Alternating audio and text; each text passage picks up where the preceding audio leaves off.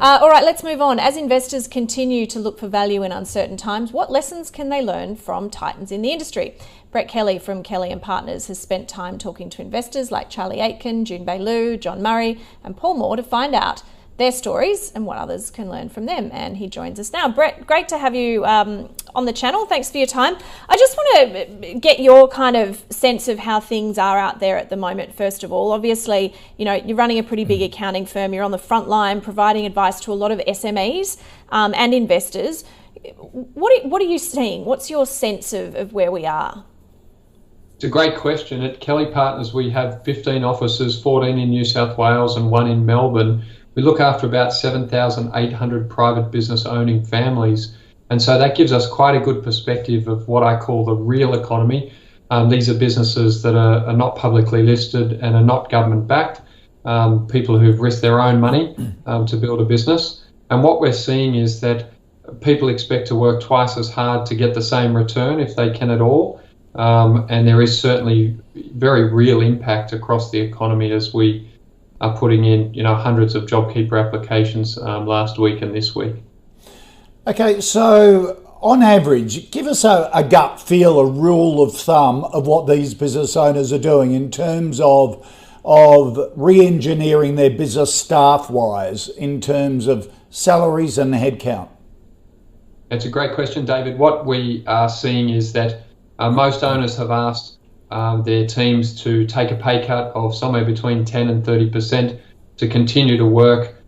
This was pre the JobKeeper. Negotiate with their landlords. Similarly, reductions in their rent of waivers between 10 and 50% for up to 6 months, and then to look at every cost in the business that is discretionary and are pushing off projects, obviously, in any spending that they can avoid.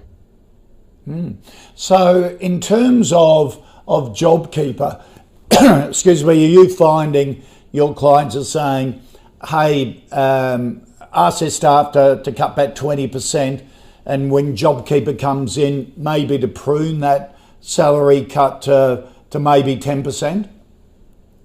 Yes, David. So what happened was early on, we advised clients to look very hard at their cost base. And so substantial cuts either to the team and salaries were made. And now JobKeeper will allow much of that reduction to come back to their teams. Right. But certainly, very early on, and to your comment earlier about, Jeff Ken's response, is I think the government's response was as much about confidence. We saw confidence just plummet, and private businesses are employing about 70% of all Australians. And they started to immediately terminate people and to not take on that next hire that was planned. And so the impact was very sharp and very, very sudden. And I wonder what would have happened if the government hadn't indicated that they were willing to really throw the kitchen sink at the economy to make sure that these businesses were going to be okay. Yep. Brett, your business, obviously ASX listed, you talk about people looking for JobKeeper and reducing costs. You guys have done that. I know you yourself have taken a salary reduction.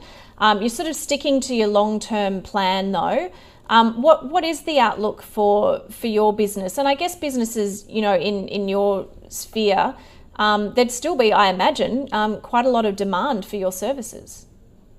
Yeah, we like to keep our heads down and be there's a great business leader, Bernard Arnault, who founded and grew Louis Vuitton Moët Hennessy, LVMH. And he has this wonderful saying. He says, you should be very pessimistic in the short term and very optimistic in the long term. And I sort of concur with that. And that is to be very much watching the ball and to be very pessimistic short term and then to be very optimistic long term. And so I've sort of led with my senior exec team from the front. We've taken 20% pay cuts. We've put pay cuts through the businesses. We've reduced headcount where we had non-performers or people who were looking to do other things.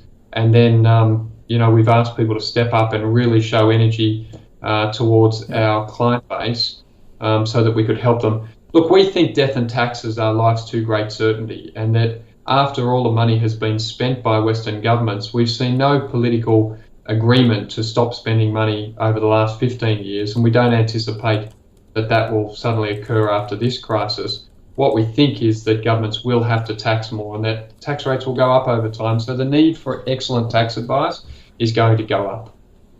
Hey, Brett, we're running out of time, but obviously I wanted to ask you about your latest book, Investment Wisdom. Now, obviously you wrote this pre-COVID. No one could have seen this coming. If you had to pick, though, I guess the one nugget that you got out of doing all these interviews with people, what would it be?